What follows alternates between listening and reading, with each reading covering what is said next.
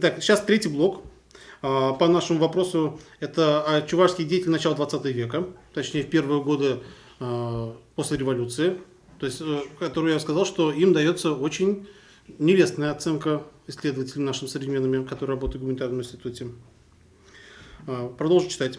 Вернемся к нашим чувашским героям. Целую плеяде удивительных людей начала 20 века, которые с характерным чувашским упорством влияли на национальную политику страны Советов, делали национальный вопрос не классовым и политическим, а навязали этот самый культурный этнический аромат, который восхваляет автор книги на странице 7, но в конце делает о них странный и крайне уничижительный вывод.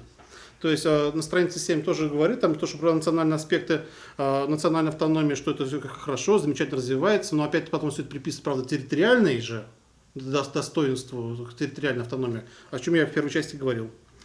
Алюнов, Васильев, Юман, Краснов, Ильмень и другие радикальным образом повлияли на характер национальной политики советского государства, когда в первые годы жирными мазками формировался вектор его направленности.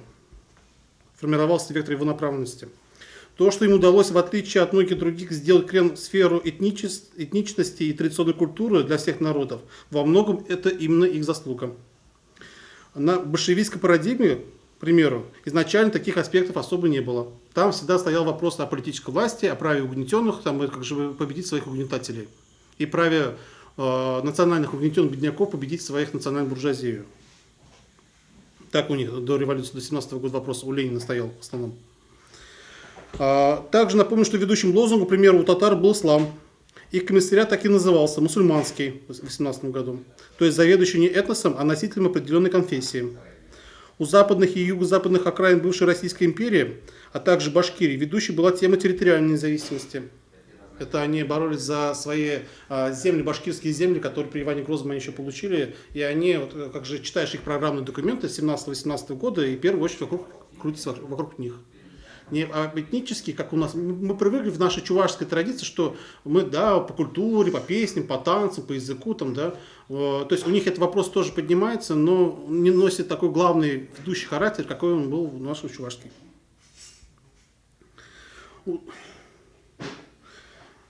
Народы Северного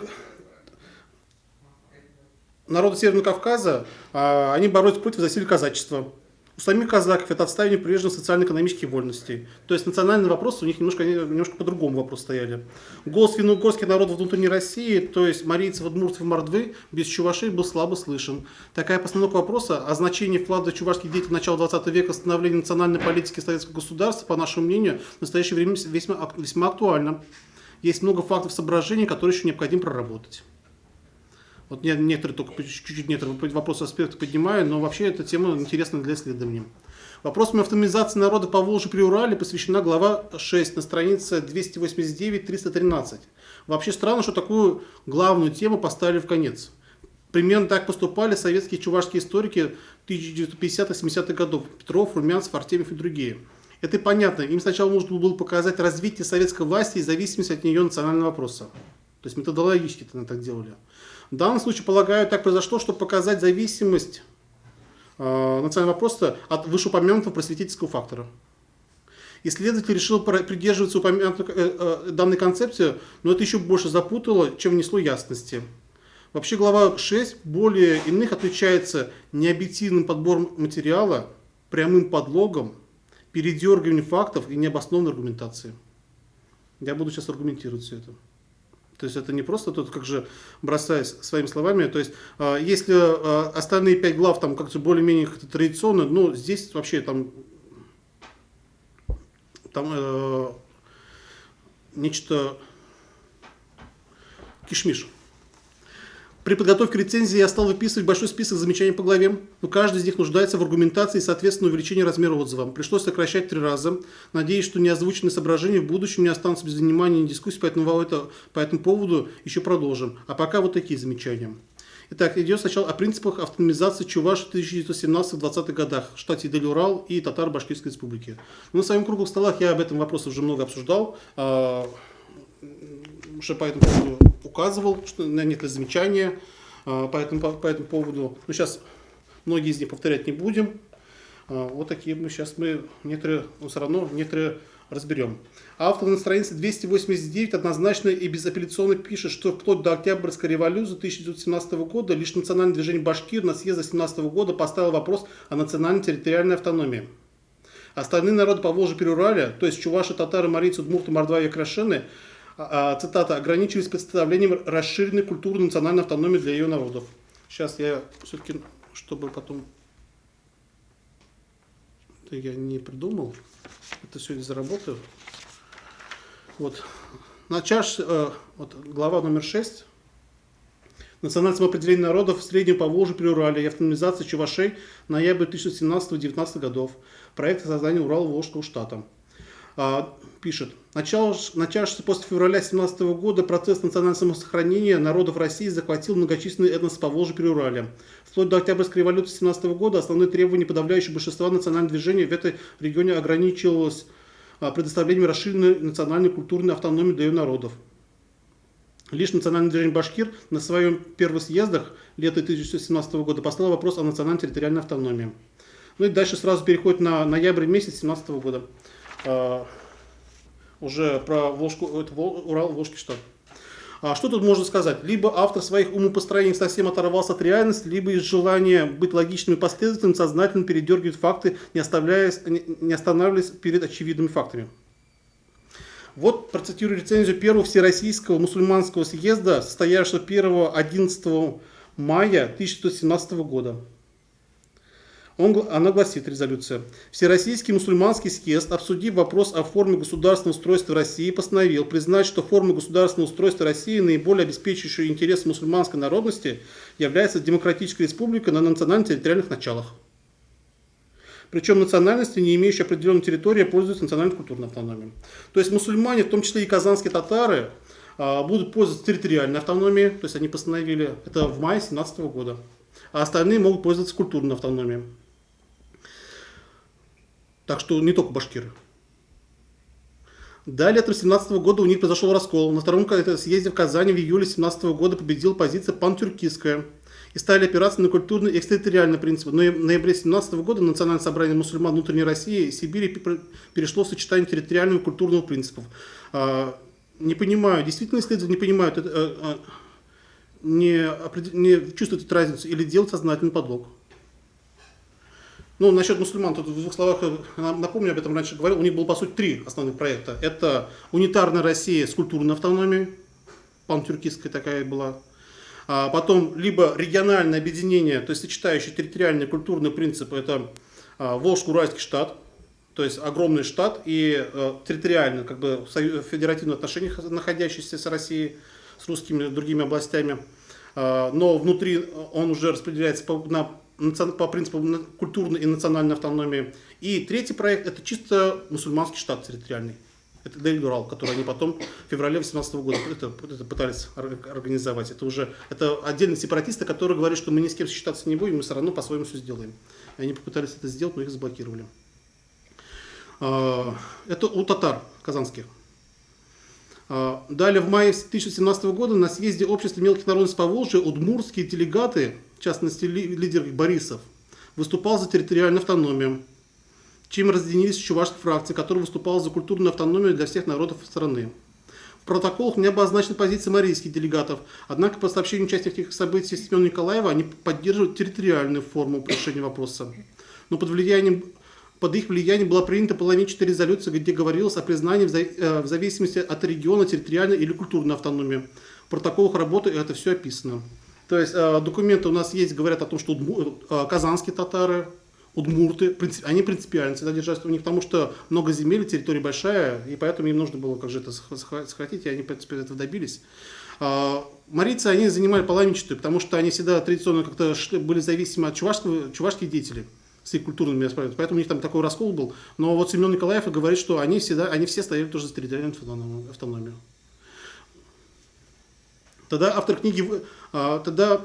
Почему автор книги вводит в заблуждение читателя?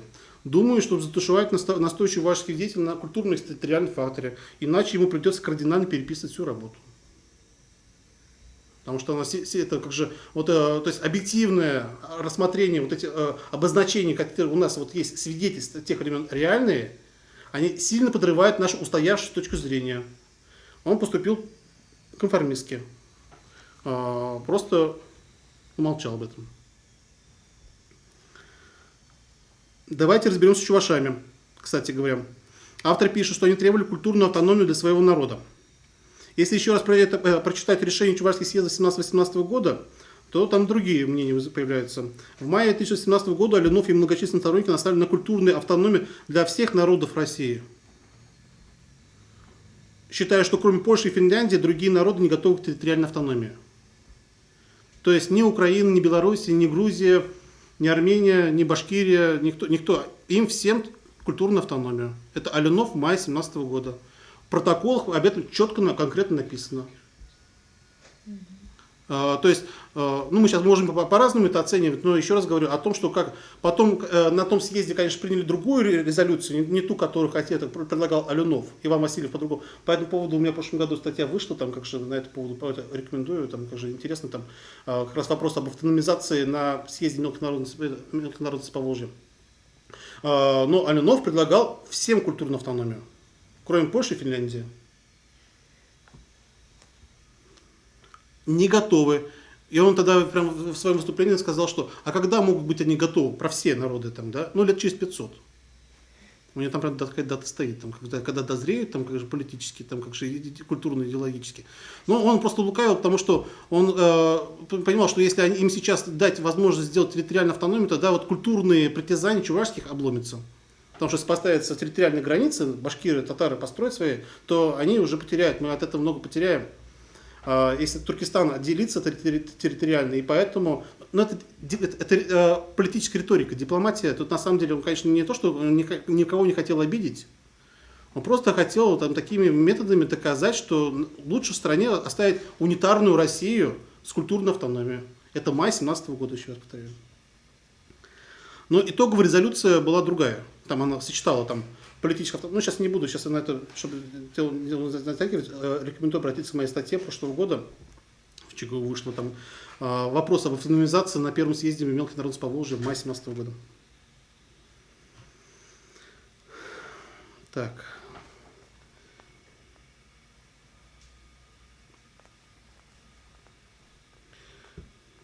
А башкир на чувашских съездах считали сепаратистами и волюнтаристами, которые игнорируют принцип равноправия и социализма. Такие материалы постоянно проходят, там, как же и в 17 и в 18 году, то, что они поступают не демократично, не по-социалистически, потому что вопрос стоял о переселении, у нас же мало земель же было, и у нас традиционно куда переселялись? Ну, удобную территорию, как раз это на территории Уфимской губернии, Оренбургской губернии, а на них претендовали башкиры, там, как же это, и поэтому отношения были весьма натянутые. Что дальше? Значит, такой вывод.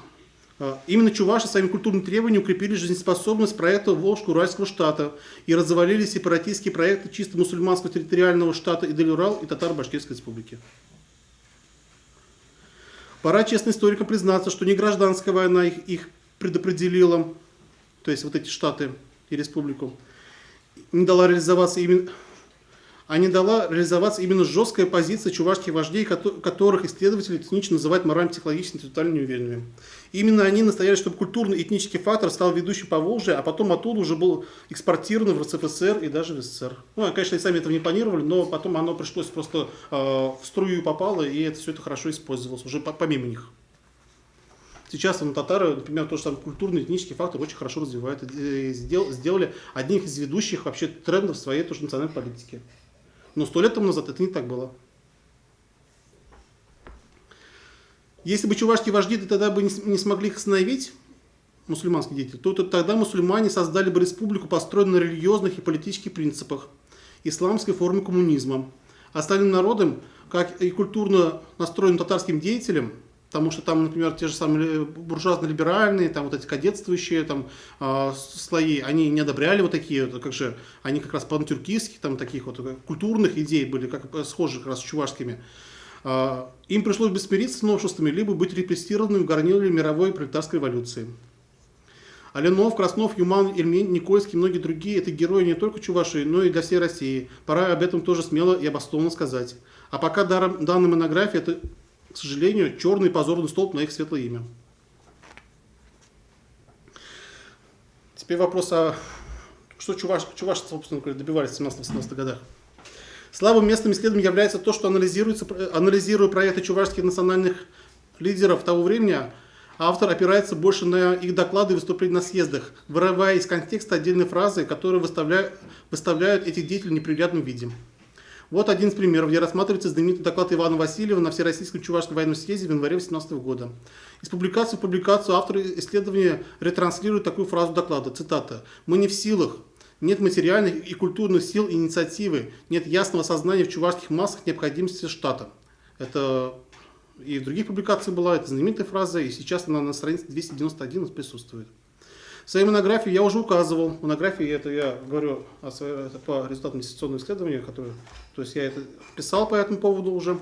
В своей монографии я уже указывал автору Владимиру Николаевичу преднамеренным искажением архивной цитаты, так как он пропустил слово про отсутствие также физической силы.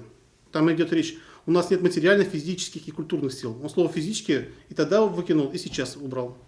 То есть, почему я это как же акцентировал внимание, почему? Потому что вопросы о государственности это не только одни там финансов и культурных, но и в плане там как же и физической. То есть, ну там шла речь, я так понимаю, о своей национальной армии.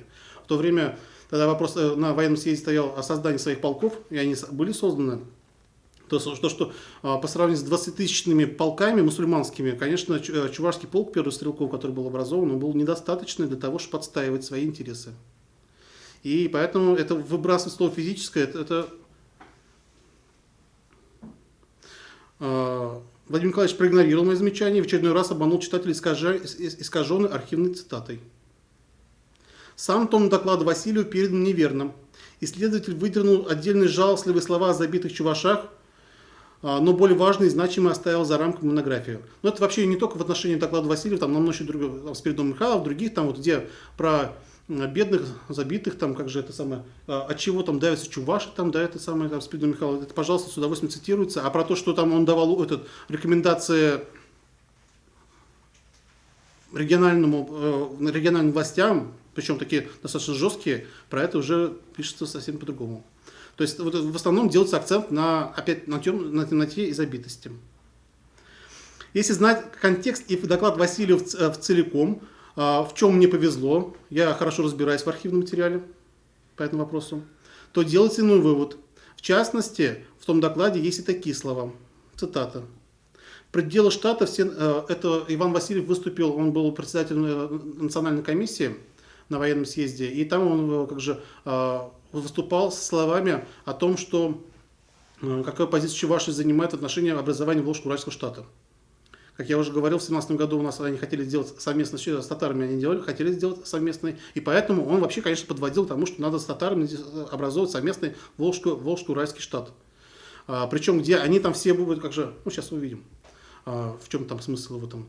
Так вот, в этом докладе он большой, концептуальный, там, да, по нему вообще, ну я сейчас про это еще скажу, тут у меня написано, то что это хрестоматийный доклад, по которому описывает вообще специфику формирования национальной политики в первые месяцы советской власти.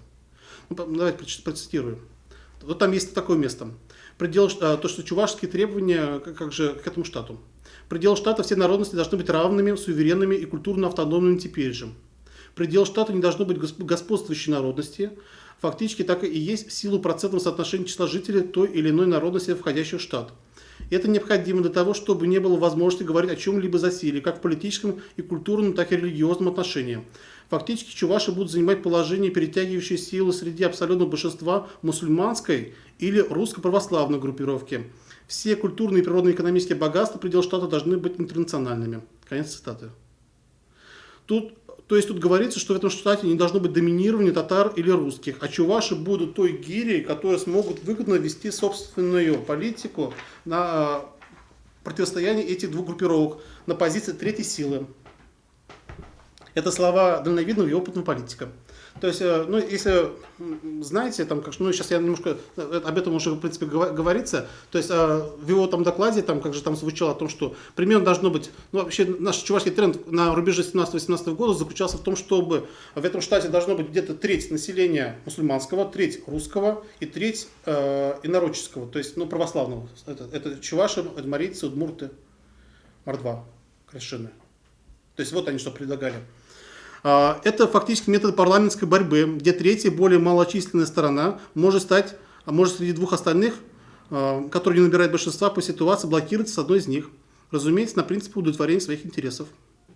А ведь именно эта мысль стала мейнстримом для позиции практически всех чувашских деятелей в 1818-20-х годах. В 20-м, в смысле, годах, то есть до образования Чувашской автономной области. И чего они добивались? То есть они всегда хотели создать большую территориальную автономию, чтобы там были мусульманская часть, русская православная часть и вот как раз своя народческая часть. Там, да? То есть они тогда и парламент свой хотели, учредительное собрание собрать тогда еще вот на этом военном съезде, свой парламент, и там, чтобы были вот эти фракции. То есть вот о чем идет речь. Но, к сожалению, у нас такие вещи не печатаются. Это признак забитости чувашских лидеров. Доклад Васильева может дать ответы на фундаментальные вопросы по особенностям формирования национальной политики советского государства. Однако о подобных идеях в монографии не нашлось слов, а жаль. Они просто сквозят с архивных листов первоисточника. Исследователю не хватило аналитики. Проигнорировал автор книги также мое прошлое замечание в монографии о прямой фальсификации архивных источников в речи выступления Петрова-Юмана в июне 1918 года. На странице 307 он вновь упорно настаивает, что якобы Юман говорил, это в июне был совместно Чуваши-Марийский заседание народов в июне 18 года, и что он говорит об областной федерации народов Поволжья. В то время как он говорил, что, цитата, об единой областной федеративной республике совместно с другими народностями. О значимости этого искажения развернуто говорится в моей монографии. Повторяться я, наверное, сейчас не буду, потому что это опять надо будет пояснять. Скажу только, что так нельзя обращаться с документами, исторической наукой и читателями. Я специально ксерокопировал эту книгу, то есть это сборник документов, где там представлено, чтобы быть, опять-таки, не голословным, у меня тут есть ксерокопия с этого сборника документов, где указывается. Там, кстати, еще интересные другие слова есть. Так, где он у меня? Вот же. Протокол объединенного заседания мелких народов Поволжья и Приуралья о Татаро-Башкирской республике 13 июня 1918 года. Ну, сейчас я не буду зачитывать, кто там присутствует. Чуваши, крашены, марийцы, ватяки. Вот выступает наш Петров-Юман. И он там есть такая, что, еще раз повторяю, что в публикации 2007 года он там прям взял и закавычил, что Юман сказал, что чуваши добиваются, что чувашам нужна областная федерация народов Поволжья. И потом с этого места он то есть в цитату, в кавычки внес. И потом с этого места начинает говорить о том, что якобы он настаивал о том, что надо создать вот эту федерацию областных автономий, как сейчас у нас присутствует. Но у Юмана совсем по-другому написано. У него там написано: чуваши не пойдут в состав этой республики, но от создания единой областной федеративной республики совместно с другими народностями не отказываются. То есть Юман говорил об единой областной федеративной республике всех народов Поволжья. А они внутри основаны уже по принципу национальной автономии. То есть я ему тогда сказал, что это ваше принципиальное место там, да. Но единственное, что он все так же оставил, только раньше кавычки убрал. Но цитата, которая, еще раз говорю, что она искажает то, что на самом деле сказал Юман. Кстати, тут, если мы говорим, что другие еще интересные слова, там он, кстати, знаете, что говорит? Юман вообще, он к татарам очень, мусульманам достаточно относился критично. Мы не видим серьезного отношения к этому вопросу даже среди самих мусульман. То, что они хотят создать свою республику, Татаро-Башкирскую республику. То, что сами... А уже в июне 2018 года, через год, на Чувашском тоже, на рабочем крестьянском съезде, тоже, который в Казани проходил, он прям даже, фраза была, что татары меньше, даже готовы к автономизации меньше, даже чем чуваши. Это такая даже фраза у него есть. С Юманом часто Владимир Николаевич использует, так что есть и другие интересные фразы у Юмана, которые не только там такие эти. По-видимому, автор не счел аргументированно мое прошлое утверждение монографии, а точнее проигнорировал, что проект Волжско-Уральского штата, проект Казанского губсовдепа и проект штата Урал – это разные взаимоисключающие проекты. Он продолжает их смешивать и неправомерно подменять одно другим. В частности, я напомню, что является ошибкой утверждения на странице 298, которую он сейчас оставил в этой книге, о том, что коллеги по учреждению Волжско-Уральского штата не выражали волю Казанского губсовдепа, а напротив была им противоположна. Организация областной автономии по советскому образцу занимался не вот эта коллегия, а организационное бюро при Казанском совдепе, куда входили чувашские представители Слюкин и Васильев. Ну, сейчас я не буду это расписывать, можно найти и в прошлых монографиях, и сейчас, о чем идет речь. То есть, ну, в двух словах скажу чуть-чуть. То есть, путает коллегию по учреждению Волжско-Уральского штата, который работал над мусульманскими проектами, с организационным бюро, которое казанские большевики организовывали. Причем путают настолько, что когда пишут, что в той прошлой работе о том, что вот эта коллегия по учреждению Волжско-Уральского штата, она не взяла в свой состав чувашских, там как же игнорировала, там выдвинула неприемлемые условия, и это всю вину за это перекладывать не на татар и мусульманские организации, а на казанских большевиков. Причем казанские большевики, наоборот, хорошо сотрудничали, у них совершенно другое было учреждение. У них там разные проекты. У них был Волжско-Уральская Советская Республика там было. Тоже об этом книгу писал. Немножко понятно, я не слишком... Ну, сложно объяснять, потому что надо владеть материалом этим. Но это принципиальная разница. Казанские большевики и мусульманские, они между собой соперничают. То есть вот эта коллегия и организационное бюро, это соперничающие организации. А он с помощью коллегии доказывает, что казанские большевики негативно относились к чувашам, потому что коллегия относился негативно. То есть все стоит вверх тормашками. Коллегия по учреждению Волжско-Уральского штата после помощи Мили Меджилиса стала помогать мусульманскому комиссариату при Наркомнадзоре РСФСР, но никак не Казанского совдепа, и тем самым выступал против казанских большевиков. Слушателям это сейчас мало понятно, но это чрезвычайно грубая ошибка, из-за которой происходит серьезное искажение в сторону преумоления деятельности чувашских лидеров. Вот. Дальше. Абсолютно надуманным видится слова исследователя о наличии отдельного либерального проекта Волжско-Уральского края в изложении Бобровникова. Это попечитель Казанского учебного округа был, он там в марте 2018 года выступил со своей статьей. Его позиция, изложенная в марте 2018 года, ничем от чувашки не отличалась. И было скорее выражением поддержки чувашской позиции, которую еще в то время сдавал тон в Казанской губернии. То есть не было там никакого либерального проекта, то, что Бобровник написано, это поддержка чувашам. Чувашка не описывается, и получается чувашские взгляды, это о том, что надо как раз вот создавать вот единую областную автономию, на принципе того, что были национальные земские управы, то есть приписывают каким-то либералам. А Бобровник, кстати говоря, это вечный союзник чувашских деятелей, он на всех чувашских съездах в 2017 году там присутствовал, то есть он с ним, он выражал больше там взгляды, больше для чувашей характерно. Дальше, теперь вот интересный момент еще. В последнее время стало ходовым сюжетом изображение Даниила Ильменя неким инертным человеком, начало которым положил рассказ Максима Кошкинского о предложении Сталина в апреле 1918 года чувашам республики со столицей Чебоксарах. А мол, Ильмень от этого отказался. Помните, наверное, все, да? Это как же, то есть он поехал на московское совещание в апреле 1918 года, Ильмень, насчет Татаро-Башкирской республики, и Сталин сказал, давайте мы вам там сделаем, сейчас я цитировать не буду, это там как же, это страница 302, там это можно, это уже широко известный такой сюжет. Сталин сказал, давайте мы с вами создадим свою республику, но он говорит, нет, мы еще не готовы, у нас и своей столицы-то нет, он сказал, что давайте Чебоксары, Сталин говорит, давайте Чебоксары сделаем, он говорит, ну у нас Чебоксары, там что там еще маленький уездный городок. Он говорит, ну ничего страшного, Вашингтон тоже когда-то образовался, Соединенные Штаты, там тоже был небольшим городком, теперь стал столицей, мол, это сделаем. А Ильмень говорит, мол, отказался от всего этого. Это Максим Кошкинский этого разговор слышал. Теперь это у нас стало основным основанием, почему Ильменя, как же, всячески критикуют за то, что он, еще, получается, весной 2017 года Сталин предлагал республику, а он отказывался. Ленин потом в 2020 году предлагал, он тоже отказывался. Помните, да, это самое... Ну, это же сейчас в данном случае не рассматриваю. Тоже согласился там на область, а потом стали бегать за республикой. Вот в 25-м начали бегать там все, уже это в 22-м, а ему в 18-м году предлагали, он отказался. Это не так. Пора распрощаться с этим мифом.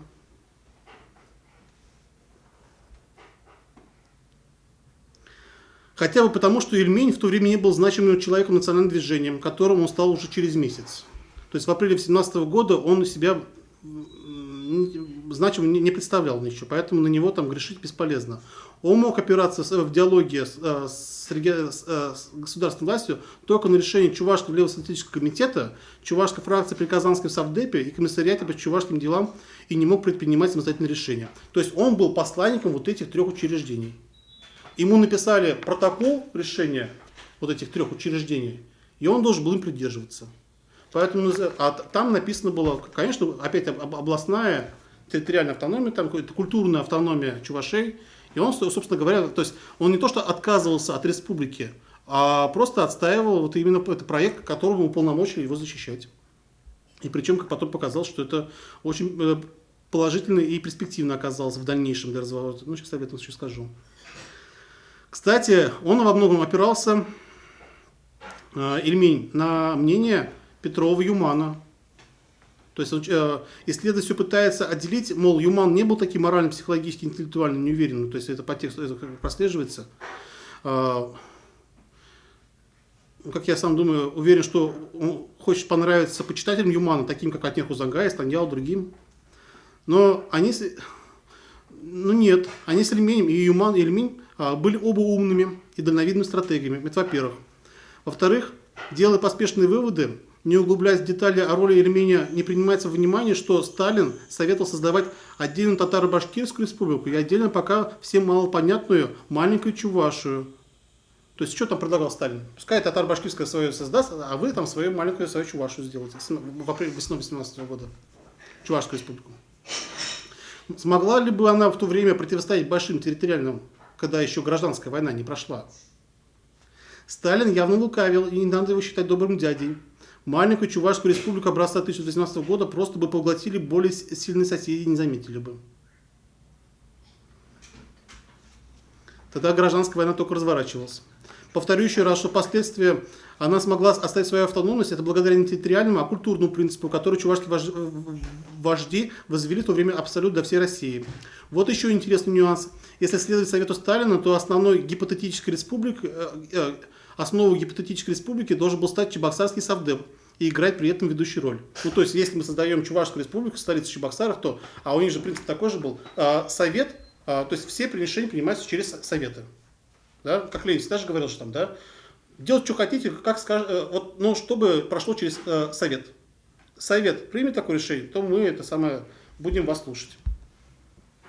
А теперь давайте вспомним, что происходило в Чебоксарах и уезде зимой и весной 2018 года.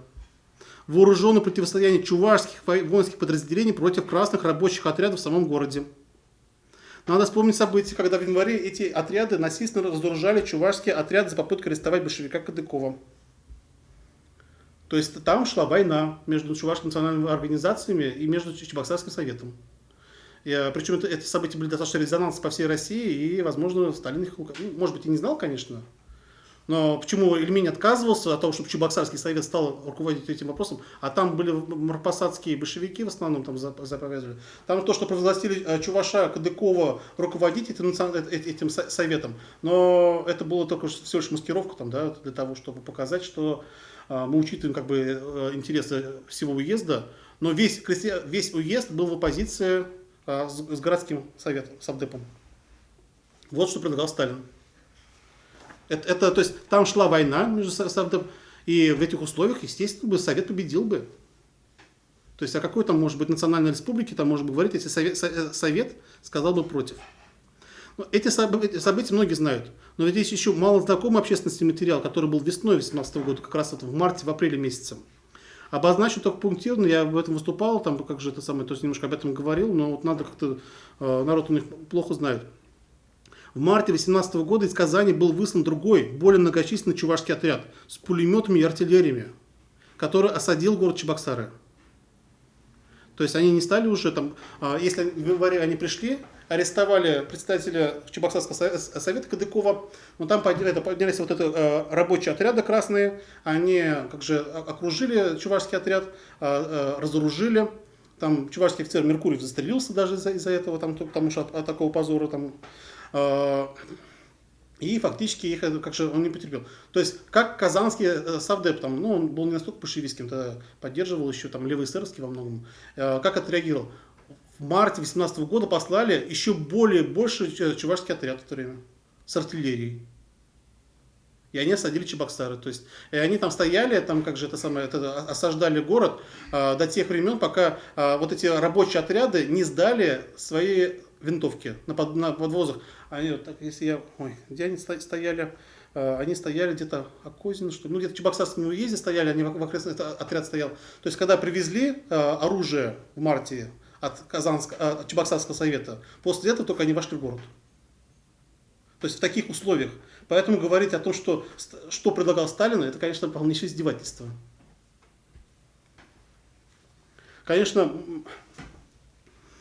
да, тогда чебоксарские большевики сдались, но уже летом 18 года взяли такой сильный реванш, что уже антибольшевистским организаторам захвата Чебоксар нужно было подумать о своем будущем. Командир второго отряда, вот Казакевич, который руководил, он, правда, сам ничего был, левый эсер из Казани, летом 18 года был расстрелян в Чебоксарах, кстати говоря. Во многом, может быть, даже из-за этих событий. Потому что там о чем как раз вот Кадыков тогда весной, он сам сбежал, в Карачунах прятался. То есть там они согласились, но потом стал писать жалобы о том, что нарушается советская власть, и большевиков вот этот чувашский отряд ущемил фактически.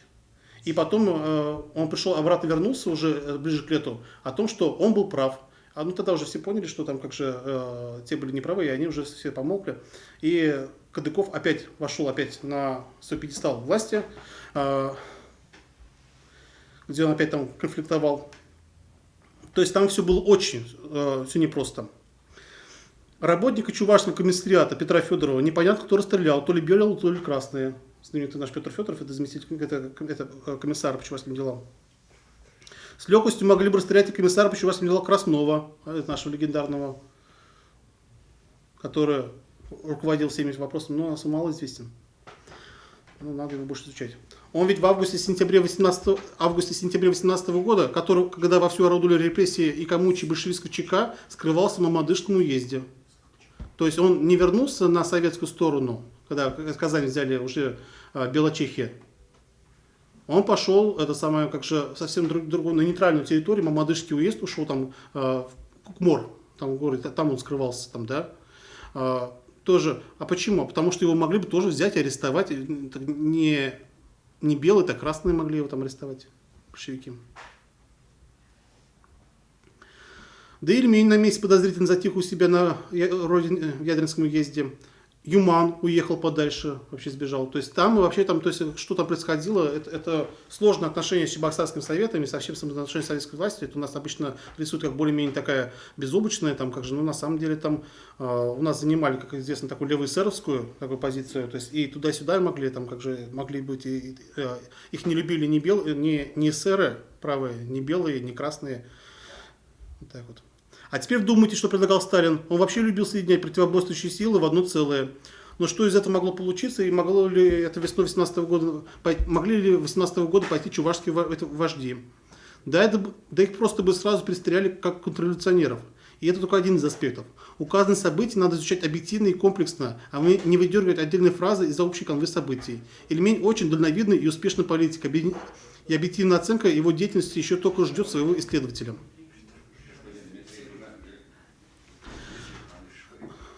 Скажу несколько слов о поведении Александра Краснова, потому что тоже об этом речь. По поводу образования Татаро-Башкирской Советской Республики. В Москве на совещании в Наркомнадз описано на странице 309.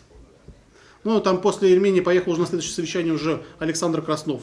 Он там тоже в газете «Правда» были опубликованы его слова. И вот Владимир Николаевич там цитирует его слова, которые были опубликованы в газете «Правда». Говорят, видать, ему тоже так подобно предлагали, давайте сделайте свою республику. И он отвечает, говорят, чувашская демократия могла бы объявить свою автономию, но для нас в этом не было никакой необходимости. То есть он отказался. То есть мы все грешим на Ильмени, что он в 2020 году отказался от республики.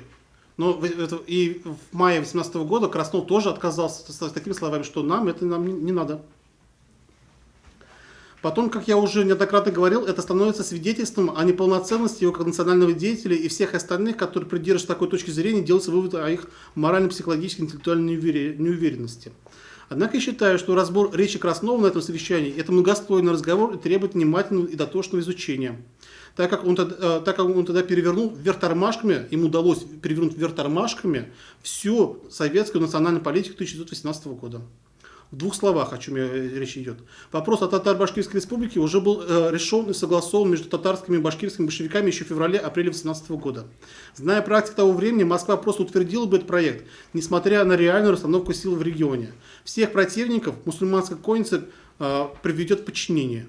То есть, так как просто делали, они просто, на Украине тоже провозгласили Украинскую Советскую Республику, там, да, поддерживает ли все украинское население, там особо пока там как же не...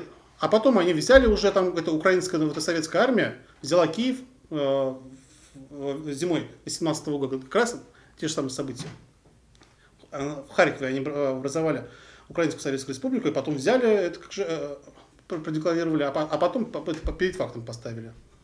Если бы большевики бы захотели бы, они Татаро-Башкирскую республику также поставили. Мы об этом, помните, однажды тоже говорили, что там, да, что принципиально там как же запросто они это могли бы сделать. Они бы просто написали бы декрет об образовании Татаро-Башкирской республики, и все. А дальше потом как получится. То есть это была их обычная практика советская в те времена. Потом они стали больше теоретически подходить, какие-то нюансы стали там делать. А в те времена они еще там как же по-другому вопрос решали. Так, что сделал Краснов? Так. Вот. Ну, сейчас повторю мысль. Так примерно, то есть они могли бы провозгласить свою республику. Так примерно было сделано, когда на прифронтовой территории с Колчаковской армией в марте 1919 года большевики подписали соглашение об образовании Башкирской республики. С Колчаковской армией? Почитайте книжки. Большевики по Волжье и Приурале пытались сопротивляться этому и пошли жаловаться, но получили отпор от самого Ленина. То есть большевики казанские, уфимские и оренбургские, они по этому поводу пытались сопротивляться Ленину. То, что пойти навстречу мусульманам во всем. Они попытались это сделать. В книге, кстати, он про это пишет, но я про это еще раньше написал тоже в своей тоже книге. Но в то время не было такой силы, кто бы мог остановить каток революционного процесса. То есть там вот эту жалобу, которую написали вот эти большевики, и Грасис там участвовал, наш Сармолотов, Тунтул, близкий, кстати говоря, сподвижник Якова Свердлова. То есть они пошли жаловаться на Сталину Ленину, что он хочет, это как же отрицая прежние советские вот эти наши устои, уже принято решение там, да, об областных автономиях, они хотят сделать национальную. Что им сказал на это Ленин? Ленин сказал, что товарищи придерживаются спортивной дисциплины. То есть фактически, ну как там, они сказали, что он провел разъяснительный вопрос, что это пожелание народных масс, к ним надо придерживаться, это решение партии, и поэтому надо придерживаться. Читайте воспоминания Сармолотова, они опубликованы были еще в 60-х годах. То есть большевики региональные, казанские, уфимские, оренбургские, другие, они мусульманскому проекту противостоять не могли. Вот что я хочу сказать. И большевики могли бы с легкостью это сделать. Для этого у них там все хватало. Что бы произошло, если бы это произошло бы, что бы было бы с чувашами-марийцами? Либо русификация, либо исламизация. Кто мог этому процессу помешать? Так вот, говорю, что этому процессу помешал сначала Ильмень, а потом Краснов. Что сделал Краснов? Про Ильмень я уже немножко сейчас скажу, но сейчас в контексте Краснова мы сейчас про Краснова скажу, и в контексте с Ильменем это уже видно будет. Он потребовал включения чувашских уездов в состав Татаро-Башкирской республики, Краснов, в мае 18 года, и тем самым переформатирование изнутри всей мусульманской концепции. Теперь уже чуваши становились той третьей силой в будущей автономии, которая забравшись внутрь нее, то есть они добились того, что они получили право, тоже как же, их сначала в Татаро-Башкирской республике, там как же они как развивались, напомню, наверное, просто, что чувашские и марийские уезды не включаются в Татаро-Башкирскую республику. И Ильмень и Краснов настояли на том, чтобы они были включены в состав Татаро-Башкирской республики. Да? Но они вот такими словами: нам не надо своей автономии, у нас нет своей необходимости, республики не надо, столицы своей не надо. Но что после они этого сделали? Они собрались на Всероссийский Чувашский съезд в июне 2018 года и сказали свое убийственное «нет». Что будет уже эта автономия не по мусульманским татаро-башкирским правилам, а по новым правилам. Такой прием айкидо был убийственным для всего, кто хотел лишить чувашей права голоса. Стратегия Краснова и Ильмени носила характер троянского коня, который сначала завели в проект Татаро-Башкирской республики, а потом он сделал свое дело, он его развалил.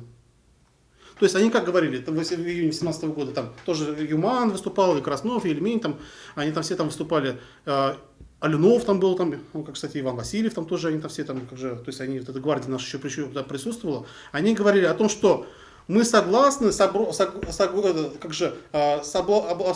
вот этой областной автономией, но без слова татаро-башкирская, без превалирования мусульман на равноправных культурных условиях, национальных условиях. То есть именно того, что хотели, добивались еще полгода назад, в конце 2017 года. Было ли это сделано сознательно? Вот мне это, может быть, возникнет вопрос. Может быть, это спонтанно, просто так получилось, потому что я интерпретирую так само события. Но я считаю, что это было сделано сознательно, так как эта стратегия в полной мере является продолжением линии, описанной еще Иваном Васильевым в январе 2018 года. Помните про третью силу? И развитый Юманом в январе-феврале 2018 года. У него там по этому поводу есть много публикаций и соображений еще до этих совещаний, где Юман об этом пишет. Ильмень там еще не участвовал, он тогда был простой делегат Ядринского совдепа. А Краснов там тогда еще не особо публиковался. Вот Юман про это в январе-феврале 2018 года, всю эту концептуальную основу, по сути, уже все это, она была расписана. И просто как же чуваши воспользовались своей возможностью сначала добиться вхождения в эту республику, а потом ее развала, если они не подчиняются их требованиям. То есть не гражданская война развалила Татаро-Башкирскую республику, а вот эта политическая тактика и стратегия этих деятелей. На той же странице 311 аналогичная деятельность казанских татар называется пантюркистской, то есть экстерриториальное этническое объединение всех тюркских народов вне зависимости от их места проживания, а чувашской интеллектуально неполноценной. Почему бы ее не назвать панчувашизмом? То есть, давайте я лучше, потому что эта фраза лучше обозначает смысл. Я немножко сейчас, чтобы подумать, что я сгущаю краски, наверное, сейчас я зачитаю, как это описано у Владимира Николаевича.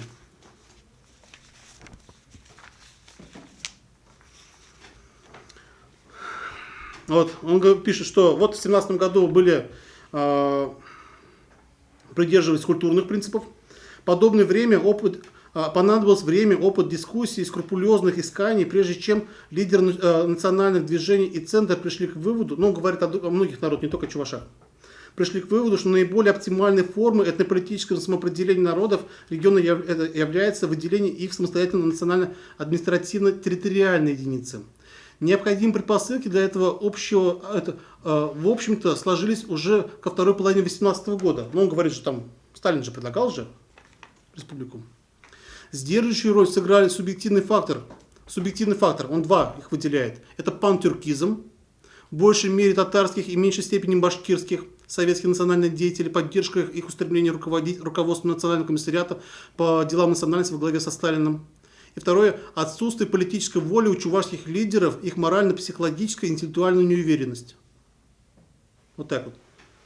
То есть у татар это целостная программа, фундаментально такая, пускай, конечно, да, может националистическая, шовинистическая или какая угодно, но людей нормальных, развитых. А у чувашей это та же самая же деятельность, культурная, экстерриториальная, национальная, названа интеллектуально неуверенной. По названным, тут еще перечисляются, были объективные факторы: географическая сплотенность чувашского этноса на территории нескольких губерний, и экономическая и социальная отсталость, немногочисленные национальные кадры. Но, кстати говоря, еще раз говорю, что там, как же Юман постоянно говорил, что у татар меньше кадров, чем у чувашей. Незначительный ну, среди коммунистов, это там шла речь, там про коммунистов речь шла в 2018 году. Незначительный опыт создания национальных субъектов в РСФСР. По названным причинам чувашские вожди проявили инертную реакцию на меняющие обстоятельства. Идея культуры национальной автономии и их среде воззревала сравнительно долго и противоречиво. Осознание своего национального тела происходило болезненно и мучительно. То есть, вот у нас, знаете, у нас в Чувашии меньше половины чувашей всех проживает. То, что они пытались объединить всех чувашей, всей их России, то есть получается, это отсутствие осознания своего национального тела. Национальное тело это только вот это наше, вот это нынешнее Чувашия. Это не я пишу, это вот. Не возьмите, почитайте. Свидетельством этого стала острая борьба и длительная дискуссия вокруг проекта Волжско-Уральского штата и Татаро-Башкирской республики. Что там дальше? Признав право чуваш на основе права этноса и самобытной культуры, и к тому же с революционным прошлым, тоже участвовали в создании Татаро-Башкирской республики, мусульманские коммунисты и Сталин выпустили джин из бутылки, которого уже не смогли загнать обратно. И он помог создать государственность не только мусульманам, но и всем этносам и нациям бывшей Российской империи. То есть, когда вот, начали признавать не по политическим, потому что Украину почему признавали, вот эту Украинскую Советскую Республику? Не из этнического оппонента, а потому что там собрались рабочие и крестьяне на советах Украины. То есть они представляли политическую волю там, да? Это было их политическое решение. Не национальное решение, не этническое решение, а политическое решение. То есть я настаиваю, что в советской власти у них в первые месяцы, они все-таки, для них в первую очередь был политический аспект важен. Право вот этих угнетенных низов выстраивать свою жизнь в политическом плане. О песнях и танцах там речь не ставилась. У мусульман, у татар, мусульманский фактор был ведущим. Других там, поляки и финны тоже стояли на своей прежней исторической государственности. Украинцы, белорусы, там тоже, которые там признали, они стояли больше на своей прежней политической независимости. Армения, Азербайджан, Грузия, Башкирия в том числе. Там, то есть поэтому для них территориальная независимость. Они стояли на принципе территориальной независимости. То есть для них они этнически тоже да, признавали, но для них территориально было это прежде всего. Я про это вначале читал, там, эти горские народы Северного Кавказа, и у них там больше вопрос тоже был территориальный и освобождение от засилья казачества. То есть для них там как же основное острие национальный вопрос в чем заключался. Другим там особо там пока еще, вот кто смог вот, добиться, пробить вот этот этнический принцип, это стали вот это как раз вот те самые, не только сам Ильмень Краснов, это началось еще в 17 году. Потому что Алинов, Иван Васильев, Семен Николаев, Никольский, Юман вообще в этом отношении глыбый идеолог. И когда они дали добро Москве на том, что теперь чуваши тоже, они пользуются своим вот этим этническим правом, имеют право там тоже присутствовать в этой республике, Сталин выпустил джин из бутылки. А потом уже его невозможно было поставить. Потом потянуть все остальные уже, потом, ну дальше уже это, по нарастающей, там и марийцы, и удмурты, там все получили. И причем даже больше вот этот опыт начали экспортировать, потому что он оказался самым позитивным, конструктивным, таким жизнеспособным, который укрепляет российское государство. Сталин же российский государственный патриот, в этом смысле. Не русский, а как он? Российский. Я не склонен абсолютизировать роль Краснова в этой победе. Тут еще сыграл свою роль 2017 год, когда были грандиозные результаты чувашских кандидатов во Всероссийское учредительное собрание. Ну, это я просто им должное это отдаю тоже все остальным. Вот что надо изучать, а не переписывать и обновлять устаревшие мифы, которые по конъюнктурным соображениям появились с середины 1920-х годов. Как, например, покаянные цитаты Юманы в 1926 году о классовой отсталости чувашских лидеров в 1918 году. Тогда он вместе с Красновым сделал с целью физического выживания и реализации в 1926 году. То есть, сейчас я скажу, что за фразу я процитирую. Сделал для физического выживания, потому что он был в гвардейских списках же, ему нужно было, нужно было доказать свое. И реализация нового коммунистического проекта. О чем отдельный разговор. Что за фраза Юмана? Вот когда вот я остановился на то, что у чувашей было вот это чувство интеллектуальной уверенности, автор приводит тут как же следующий сразу за ним подтверждение, видать, своей мысли. Но об интеллектуальной неуверенности, это, конечно, речь идет о том, что как раз об отказах, вот и все это самое. Надо территориально автономно добиваться в 2017 году, а они нет, они говорят, все культурно свои, там все настаивают. Вот он написано. Итак, Петров Юман писал в связи с последними обстоятельствами. Цитата. «Следует отметить, что чувашские работники этого времени, несмотря на огромную работу, проделанную ими в области национального строительства, несмотря на создание отдельного политического центра для управления чувашами, Чувашского отдела при Наркомнадзе, все еще не решалось поднимать вопрос о создании чувашской автономной единицы. Когда весной 18 года при Наркомнадзе обсуждались на особых совещаниях вопросы о создании Татарской и Башкирской республики. Чувашские делегаты неизменно заявляли протест не только против включения в них чувашей, но и вообще высказывались против образования национальных республик в Среднем Поволжье». То есть вот на основании вот этого свидетельства делает там как же автор о том, что им предлагали, а они вот как же не дозрели. Но, еще раз повторяю, во-первых, Юман, он сам был на этих съездах, он сам тоже возражал принципиально. Это раз. То, что он эту фразу писал уже в 26 году, когда уже боролись за новый коммунистический проект территориальный. Ну, по факту уже надо было чувашам работать уже, прежний культурный уже ушел, надо было отрабатывать это территориальный принцип. Поэтому у нас любят позитивно показывать свою работу, что вот мы исправились, там, дальше там действуем. Но еще раз остановится, что это не является показателем, вот это как там дословно. То есть Юман вообще не надо буквально воспринимать. Это очень интересный, хитрый политик, который там, у него там такие подтексты. Он говорит одно, но уже понимает совсем другое. Таких у него моментов очень много. И в данном случае тоже. Краснов, кстати говоря, тоже в воспоминании конца 20-х годов своих там тоже написал фразу о том, что мы тоже там стояли за культурную автономию, потому что в связи с моей классовой незрелостью. Вот так он написал. Ну правильно, там, если напиши, там, как же это самое. Культурная автономия, напомню, я когда об этом говорил на прошлых круглых столах, это была расстрельная статья. Это буржуазный национализм, она трактовался Лениным еще в работе 1903 года. То есть это вовсе не... Там такой демократии, плюрализма мнений не было. Поэтому им нужно было там, естественно, выражать то, что принято сверху. Не могу пройти мимо надуманных слов о проекте Чувашской республики Алюнова.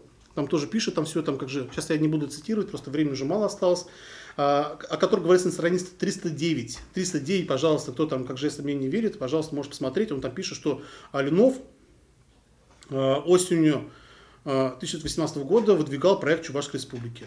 Вообще, там, как же, это самое... Это тоже, конечно, вообще неуместно, потому что Алюнов, он уже был в бегах, они все тогда в бегах находились. Никакой республики там речи не шло. Осенью 18 года они вместе с Народной армией Самарского Мучева в Уфе находились они. Если там, как же, была у нее речь о Чувашской республике, то, конечно, не в пределах маленькой Чувашии, а по крайней мере, половина Волжско-Уральского региона. То есть это огромный, даже небольшой Чувашия, о котором мы говорим, симбирский проект, который потом огромный проект, там, можно, об этом там речь там шла, там, да, то есть обо всех. То есть это вообще там надуманные абсолютно, как же там вещи, там, то, что там, ладно, сейчас не буду искать, там переписывают, опять там слова Ильмени переписываются, там, как же, что он там тоже говорил, что в 19 году появилось, там, Максима Кошкинского, это все надумано. То есть я и в других работах, уже предыдущих там отчасти это показал, и в принципе это очевидно, там просто источники стоит проверить, и видно, что они совершенно не подтверждают ту мысль, которая написана у Владимира Николаевича. Пора бы разобраться с этой историей. Там имеется навязчивое желание найти корень территориальной автономии Чувашии в 18-19 годах, основываясь на рассуждении стариков-участников тех событий, это в 60-70-х годов, о начале борьбы за автономию. Хотя тут гадать нечего, об автономии национальной говорили с 17 года, а территориальной не ранее с 21 года. Но я про это поводу писал, что даже образовав Чувашскую автономную область, они продолжали бороться за реализацию экстерриториального проекта. И не прекратили, пока все там не сломали, ремень не сослали в Сибирь, чтобы успокоился наконец-то. Да, там причем, как же это самое, поддержали симбирскую бригаду чувашей, которая с казанских поломала. Да, и начали развивать уже в направлении Чувашской республики. То есть, а тогда еще весной 21 года хотели создавать экстерриториальное, то есть создавать в других территориях, в других губерниях чувашские районы, уезды и даже губернии. Ну, у меня по этому поводу написано. Не знаю, что по этому поводу напишет Владимир Николаевич во втором томе. Это уж нельзя пройти. Сейчас надеюсь, что после этих... А так бы, если сегодня не сказал бы, не писал бы, про это тоже промолчал бы. В конце опять напомню об одном старом подлоге, который сделал в 1970-х годах Любимов, советский историк наш чувашский. Когда писал, что якобы на первом всероссийском съезде чувашских коммунистов в феврале 1920 года была одобрена резолюция с протестом против Татаро-Башкирской республики. Это не так. И об этом прямо написано в протоколах резолюциях съезда от 8 февраля 1920 года. Там о чем речь шла? В июне 2018 года у нас сказали против Татаро-Башкирской республики, но в 2019 году сказали, что сами чувашские деятели подняли вопрос, а давайте мы ее вернем. Потому что пускай мы согласны теперь и на слово татаро-башкирское, но лишь бы нас собрать в единую такую большую... И чувашскую трудовую коммуну пытались создать в составе Татаро-Башкирской республики. То есть не отдельно. У меня по этому поводу, там, как же, по-моему, мне кажется, достаточно аргументированно в книге написано было. Если кто читал, это как же в конце книги по этому поводу есть там документы, все это вполне очевидно. Протоколы съезда там вполне очевидно пишет. Там Лбов таки пишет, что наша трудовая коммуна будет в составе мусульманского Татаро-Башкирской республики. То есть там все это вполне очевидно. И резолюция съезда гласит: первый всероссийский съезд чувашских коммунистических секций ячеек РКПБ и активных работников чувашских коммунистов постановляет поддержать и приветствовать организацию Татаро-Башкирской Советской Республики. Конец цитаты. Об этом я писал в своей прошлой монографии, но автор данной книги очень упрямый и исподволь на странице 310 опять это пытается сделать, когда скопом утверждает, что Всероссийский съезд одобрил решение Симбирского съезда, а именно за образование чувашской трудовой коммуны и протест против проекта Татаро-Башкирской республики. С коммуной он действительно согласился, но вот Татаро-Башкирскую республику большинством, вопреки утверждениям автора монографии, одобрил, высказался за ее скорейшую реализацию. Могу прочитать, там, как же это самое тоже написано у него там, ну, это на странице 310, все это у него там описывается. Но документы говорят, что Всероссийский съезд поддержал идею образования. Но вот то, что уже в конце 19 года Ленин сам уже фактически запретил проект Татаро-Башкирской республики, потому что он решил поддерживать башкир. В конце 19 года сказал уже? Не сказал? Это было в декабре 2019 года, было постановление ЦК, или, по-моему, да, ЦК партии, о том, что запретить агитацию против Татаро-Башкирской республики. Потому что башкирские коммунисты против. Там так звучало. И чувашские деятели, вопреки решению этому мнению, они вызвали поддержку Татаро-Башкирской республики. Там все непросто. В истории есть власть фактом. Давайте его уважать. А не хитроумно искажать реальность и пытаться латать старый прогнивший подход к данному вопросу новобонными словами. Что касается того съезда, то Краснов и Ильмень опять повторили дипломатический кульбит 2018 года и развалили изнутри в 2020 году проект создания Большого Татарстана. То есть они тоже неспроста на самом деле хотели в Татаро-Башкирскую республику. И даже согласны были в Большой Татарстан войти отчасти. Опять, чтобы это... Ну, видать, уже сами татары уже были уже опытные, понимали, что они сказали, что нет, мы с чувашами больше не будем. И сделали вот эту границу, которая у нас сейчас там... Сейчас у нас, которые все там говорят, почему там, как чувашские попали территории туда, там, как же Нурлатский район, там все остальное. Это причертили татары, это не чуваш, это не Ильмень причертил. Все, Ильмень у нас приписывается, но это сделали, потому что они, видать, уже опытные были. Не надо нам с чувашами вместе. Опять все развалит. В смысле для себя добьются. Ты говоришь про декабрь, сейчас. Автономия-то весной уже образовалась в Башкирстве. Почитай книги, пожалуйста. Википедия, образован 23 марта. Дай мне закончить, а?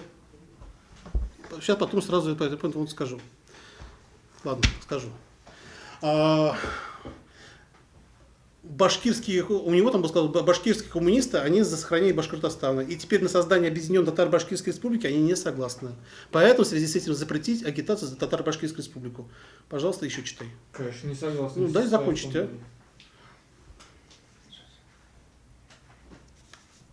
Мы сейчас не говорим, что... Почему? Я говорю, что Лениным на заседании ЦК этот вопрос был закрыт. Часть казанских татар во главе с Султангалиевым, Бурундуковым, они пытались эту тему поднять.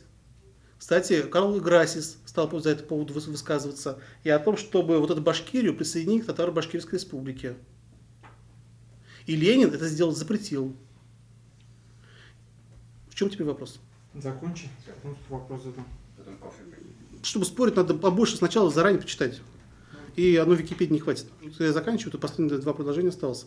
Но это, я так понимаю, будет тематика 2-го тома, и мы его продолжим в следующей рецензии. Спасибо за внимание. Надеюсь на продолжение обсуждения данных вопросов. Есть еще много соображений. Ура! А теперь вопросы. Неужто вот автор действительно так примитивно оценивает причины того, что чуваши выступали именно за областную какую-то вот эту культурную автономию, ну, то есть там совместно народности Волга и Урала, и выступали против каких-то национальных автономий территориальных, обосновывают это таким причинам примитивными, как незрелость, интеллектуальная, как он там... Моральная, психологическая, интеллектуальная неуверенность. Неужто вот именно такими смешными Ну вот я причинами? процитировал, пожалуйста. Хотя сами чувашские лидеры, конечно же, не это выдвигали в качестве обоснования, а там экономические какие-то... Честно говоря, да, у нас пренебрежительно относятся к деятельности Ильменина, там, как же это самое, хотят реванш, отменить его, там, решение Симбирска сделать столицей, там, да, знаем мы это, как же, это так есть, поэтому как бы принижается эта роль. Но есть еще и личностный момент, потому что, вот, например, до того, как я не выпустил свою книгу, у нас так не писали еще. Как я выпустил, через год появился следующий, это как же, появился уже, была конференция в институте по менталитету и он там выступал про уровень менталитета первых чувашских работников, вот советских. И вот эти мысли, вот эти идеи, называть их там как же этими темными, завистливыми, там вот это по менталитету уже была же, как же сборник, почитайте. Там он на первой странице пишет, что у чувашей есть негативные качества менталитета. Потом дальше перечисляет все эти события и говорит, почему они не добились как же автономии республики еще в 18 году в связи с вышеупомянутыми чувашскими ментальными качествами. Темные, завистливые, забитые, такие-сякие. Он их там вначале перечислил, а потом на них сослался вот такой кульбит. А это как же сейчас он немножко еще обновил еще более изощренную такую. Ну, не изощренную, а достаточно примитивную, конечно. Все-таки с башкирским вопросом разберемся. С башкирским вопросом. Так, ты говоришь, что в 23-м году, в декабре закрыли, в 19-м году вопрос Татаро-Башкирской республики, а чувашские деятели и татарские деятели вновь подняли вопрос. Правильно? В июне 19 года. В июне? Ты сказал в декабре. Нет, в декабре закрыли, это Ленин закрыл. Сказал, в декабре Ленин закрыл. Ленин закрыл. Так башкирская автономия образовалась в марте. Ну. Так если уже автономия образована, они не захотят присоединяться в другую образование государственное. Вот вопрос стоял о том, что они их присоединят, да, к другим территориям. Башкирская автономия, я уже отвечаю сейчас, спокойнее. Башкирская республика создавалась в 2 этапа. В марте 19 года была образована Малая Башкирия. Это территория южной части Уфимской губернии. Уфа туда не входила. Это южная часть, да, Оренбургской губернии. Это была столица Стерлитамак. Да, там как же, и она не входила. Они ставили вопрос о создании Большой Башкирии, то есть включение остальной части Уфимской губернии со столицей в Уфе. Они это в 19 году об этом говорили. И вот эта оставшаяся часть Уфимской губернии, это огромная территория, между прочим, и Казанской губернии, вопрос стоял, как они самоопределятся. То есть башкиры говорили, что нам Уфу, нам, как Уфимскую губернию, нам оставить чего они потом в 22 году только добились. Татары стояли либо на 2 проектах. Либо создавать свою отдельную татарскую республику, либо татарскую башкирскую республику. Султан Галиев за татаро-башкирскую республику, Саид Галиев за большую татарскую республику. За Казанскую губернию плюс Уфимскую губернию. Они вот чуть добивались там, да? На 2 проекта боролись там. Султан Галиев, более авторитетный деятель коммунистический того времени, могущественный для всего мусульманского мира, наверное, в Турции его вспоминают, он стоял за то, чтобы вот эту Казанскую губернию и башкиров присоединить и сделать опять татаро-башкирскую республику. Причем инициативу о возвращении, потому что от нее отказались еще в 18 году, как мы сказали, что там гражданская война началась, и Чувашская. Как сам Султан Галеев говорил, в ноябре 2019 года на своем мусульманском съезде подняли чувашские товарищи, в частности, товарищ Ильмень. Они говорили, почему подняли? Потому что говорят, что мы с советской властью, нам не очень хорошо живется. Давайте хотя бы, все равно, нам, националам, легче договориться. И поэтому мы согласны на восстановление проекта Татаро-Башкирской республики. Это подняли они летом 2019 года. Башкирские, вот эти башкирские республики, они это переполошило, естественно, и они начали выступать с протестом. У нас уже, да, как ты справедливо говоришь, уже своя автономия есть. Нам Татаро-Башкирскую республику не надо. А татары плюс чуваши говорили, что надо. Ну, поздно же долго. Ну, как поздно? То запросто перекроить можно. Тогда запросто все перекроилось. Дальше потом Ленин поддержал башкир. Он вообще сказал, мне лучше ничего не ссорились. Это, в принципе, рационально для государственных деятелей, это рационально. Потому что пускай лучше будет отдельно татарская республика, отдельно башкирская, и он как раз в январе 2020 года высказал уже там идею, что я за отдельную татарскую республику. Вот это знаменитые слова Ленина о том, что надо поддерживать как же старания в образовании татарской отдельно советской республики. Но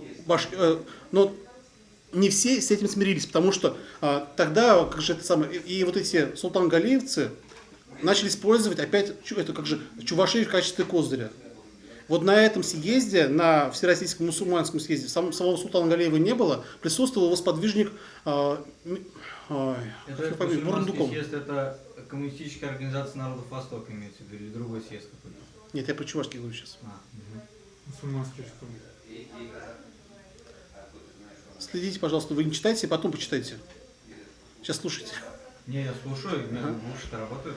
Так вот, на Чувашском, это коммунистическом съезде в феврале 2020 года присутствовал султан Галиевец Бурундуков. Он как раз агитировал за то, чтобы чуваши высказались за Татаро-Башкирскую республику. То есть противовес проекту Саид Галеева, противовес Ленину. То есть они используют чувашей в качестве козырной карты, потому что это самоопределение народов.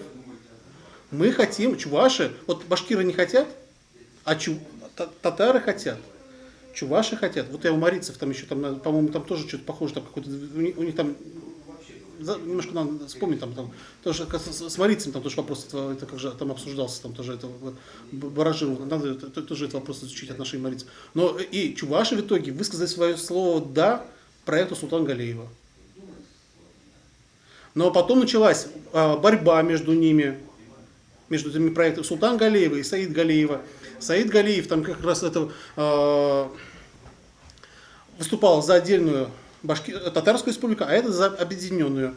И причем он, видать, активно так выступал. И, кстати, Краснов как раз туда же уехал в марте 2020 года в Москву опять-таки. И зачем он там ездил? По документам это странно. Там у него явно какие-то левые, но он не того уровня фигуры, чтобы лишать вопрос об издательстве там, чувашском. Там, то есть он ездил явно, чтобы работать, мое предположение, гипотеза, пока сейчас я об этом не, пока в качестве предположения, потому что надо еще дополнительное подтверждение, работать надо этим, студенты не дают. О том, чтобы он поехал, он хотел вместе с Султаном Галеевым, там все остальные, вот это, они продвинуть все-таки идею Татаро-Башкирской республики. В каком году? Это было февраль-март 2020 года. То есть, когда уже после декрета от Политбюро ЦК РКП? Такого. Ну, которая вопрос обсуждать этот не рекомендовала. Да. Еще раз подняли. Да. Они еще раз его подняли, а это, извините, нет, подождите, вы напрасно считаете, это переделать было запросто, потому что в то время, это сейчас нам тяжело изменить какие-либо территориальные границы. В те времена это народ даже не знал, помните, это как же это самое, сегодня такая власть, завтра такая, там это, в те времена запросто все это делалось. То есть они там в Москве там решили, или там где-то договорились, перед фактом населения поставили, вот и все. То есть это было не так уж сложно. Они поехали переделывать. Причем, вот я не знаю, вот по этому поводу надо еще дополнить, но у Султана Галеева там проблемы начались. Вот я знаю, что в марте или в апреле 2020 года за ним ЧК охотилась. То есть они его хотели арестовать, и он от них скрывался. То есть наверняка там тоже, то есть как же, видать, они, я знаю, что весной 2020 года они опять-таки ходили к Ленину, Султан Галеев, и Ленин сказал, что нет, будет вам как же татарская республика отдельная, не будет никакой татаро-башкирской. Так, конечно, как Ленин мог отменить решение Политбюро? Он как бы не фюрер был, он, естественно, партийную дисциплину соблюдал, естественно, все. Еще вопросы? Там вообще соглашение Всё было. логично. Это нарушение соглашения. Мне кажется, недовольно. Тогда в чем разница политическая между чувашским национальным движением тех годов, татарским и башкирским? Почему башкиры самые первые вылезли? Вылезли куда? В территориальную Ну, автономию? Автономию. Самую первую автономию вообще во всей России. Ну, мы же об этом же говорили же уже. За счет чего? Ну, они изначально стояли за территориальную автономию. Какие политические силы, я спрошу? Не, подожди, ты... Хорошо, кто был основой политических сил башкирского национального движения? Который вопрос об автономии решал. Кто решал со стороны башкир? Вот так вопрос. В каком смысле решал вопрос? Ну, автономия. Не, подождите, подождите. Ну, хорошо, Вы не торопитесь, вы так быстро меняете вопросы, это самое, давайте Какие четко... классы, какие партии? Дай мне понять. Какие классы, какие Ладно, партии? давайте, что-то я... Партии какие? Успокойся, задай нормальный, Или какие отдельный вопрос. Социальные слои какие? Ну какой уровень? Чего это? Определись с вопросом. Кто был основой башкирского Кто национального движения? инициировал создание башкирской Сейчас республики? отвечу. Со стороны башкир именно. Да, Сейчас башкир. отвечу. Всё, Только, ладно. пожалуйста, меня не перебивайте. Потому что сейчас сразу начнет менять опять постановку вопроса. Итак, башкиры за свою территориальную независимость воевали веками. Салават Юлаев и все остальное. То есть, если мы говорим о чувашском тренде, это культурная автономия, национальная автономия, этнокультурная там, да, башкиры всегда стояли за территориальную независимость. То есть, возвращение отнятых русскими промышленниками территориями еще начиная вот с 18 века. То есть, вообще территориальное, вот построение территориальной независимости, это началось в 18 веке. Кто это добивался? Естественно, баи. Вместе со своими этими крестьянами, вместе со своими пастухами, там, да, они там как же там. Сначала в этой форме было восстание, опять-таки же. Салават Юлаев, это тоже там какой-то там тоже какой-то мелкий феодал он там был, да, он не пролетарий там был вовсе, не крестьянин в смысле. Дальше, в 17 году, когда появилась вот такая возможность уже это высказать, они сразу заняли позицию, что нам только территориальную автономию. Выступали за это все. Какие там у башкир в 17 году никаких партий, конечно, не было. Поэтому говорю, о социальных слоях там основной, кто там выступал, это были баи, опять-таки. Опять-таки же это самое с советской точки зрения, с классовой там как же тоже недалеко. Далее. В 18 году они, когда вот уже появилась Октябрьская революция и сказали, что мусульмане там могут сделать, они уже выпустили фарман номер 1 там свой и провозгласили свой отдельный Башкортостан, который советская власть не признала тогда.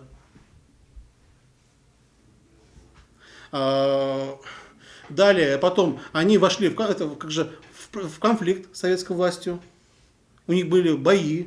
Дальше потом они вошли в оппозицию, и они создали свое башкирское правительство. Она вошла в оппозицию с советской властью в течение 18 года. Они противостояли. То есть они там, вот это я точно не могу сказать, не назову, где они там базировались. С советской властью у них были не очень хорошие отношения. И потом, то есть они, когда начались вот это с Самарским Комучем, противодействие с Белой армией и Красной армией, то есть они пока нейтральную позицию занимались, но они в течение 18 года, у них там основное, они сказали, что мы по сути поддерживаем любую власть, кто нам признает территориальную автономию. Дальше, потом, это я про 17 год, а потом уже там начинает развиваться с Колчаком.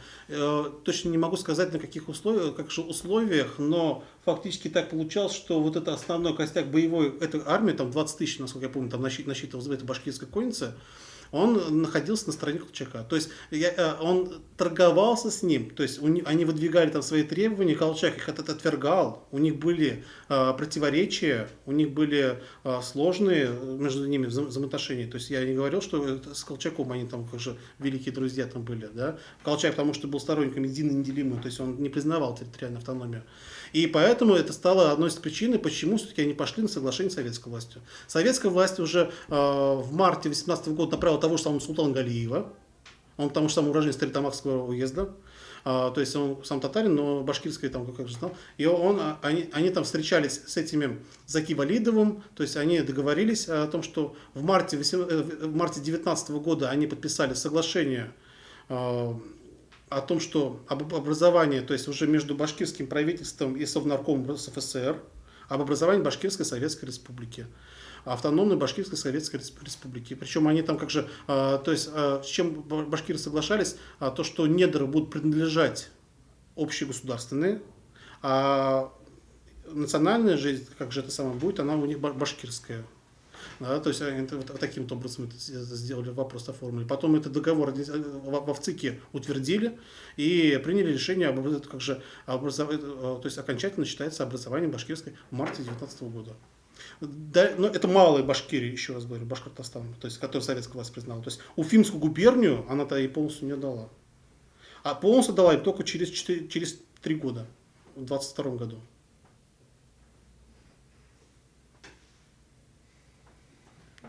Еще? Я дал вопрос в тему дальше.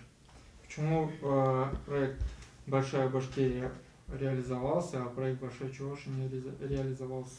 Ну, потому что для советской власти он был предпочтительнее. Потому что, во-первых, у них там в начале 20-х годов развивалось сильное басмачество. И башкирские территории, они являлись, собственно говоря, как пограничными с этими басмаческими. И лояльность к советской власти вот этих башкирской конницы была ему принципиально важна. Про политическую активность масс, применение чувашскому населению. Вот мы говорим там проект Алюнова, проект Ильменя, что они там говорили, предлагали, Краснов, Юман. А как вот само чувашское население относилось, что оно поддерживало? То ли присоединиться к татарам, то ли своя какая-то государственность, то ли вообще Нижегородской там области. Ну да, это... Были ли такие вопросы какие-то, или там мнения спрашивали? Нет, такие мнения были. Это как же очень хороший, правильный вопрос, потому что, но он как же, если сразу это коротко и ясно говорить, это как же он отвечает, скажем так, вот советский подход к этому вопросу.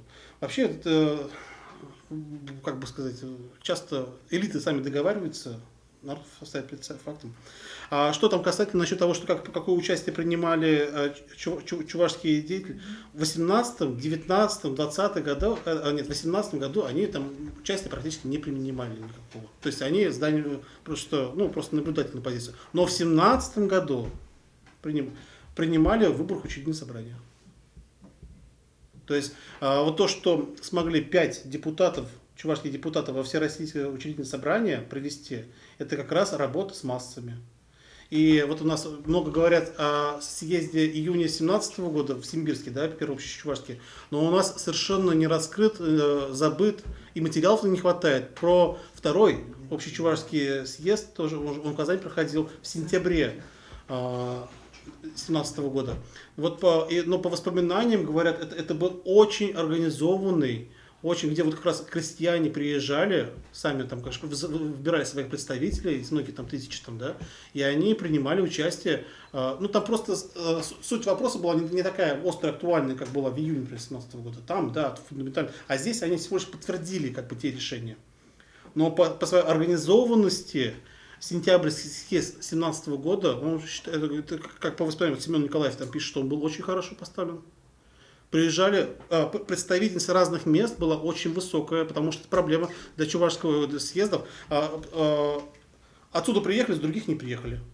Решает легитимности. А тогда, говорит, приехали, то есть в 2017 году такая активность какая-то была. Но потом просто заняли выжидательную позицию, кто победит в конце концов. Да. Вот мы говорили как бы здесь применительно к Башкирии, об отношении, скажем, башкир с колчаками, и с колчаком, и башкир с советской властью. Но мы ничего не услышали о том, как чувашские лидеры или представители чувашского народа с Колчаком общались. Что по этому поводу можно сказать? Какой характер взаимоотношений? Понял. В контексте отношений Николаева Васильева.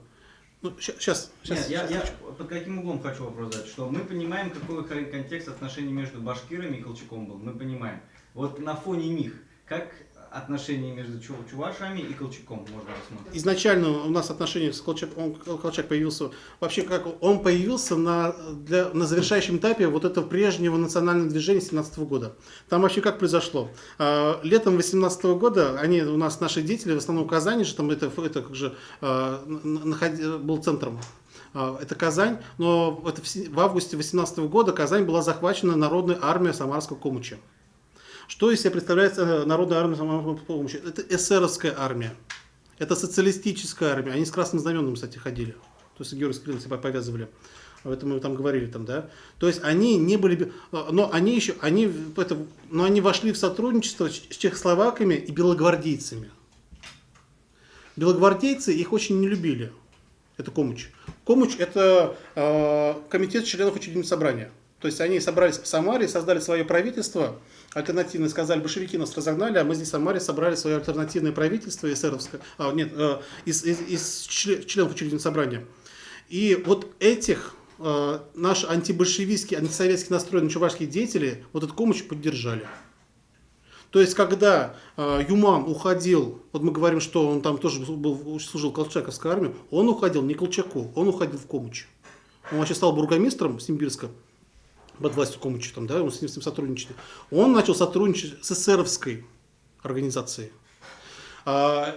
Алюнов, Иван Васильев, Семен Николаев, Титов, то есть все депутаты-учредиловцы и многие другие, там, кстати говоря, собирали, потом была чувашская рота, была создана офицерская, там, да, офицерская чувашская рота, которую вот этот Александр Корнилов возглавлял.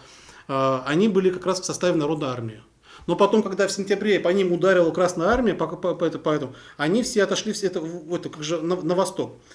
Чувашские деятели это вместе с Народной армией не уходили. Они еще до этого, пока еще их не выгнали, они поехали в Уфу на Уфимское совещание. Государственное совещание там было. Они туда поехали.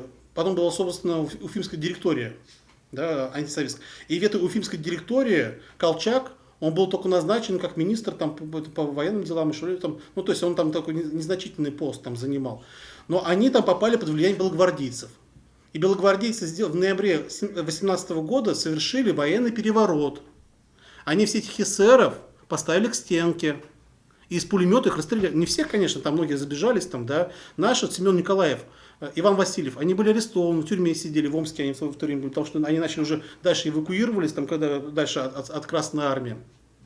Алюнов, он в Тобольской области там завис. Я точно не знаю, что он там делал, он с Колчаком не сотрудничал.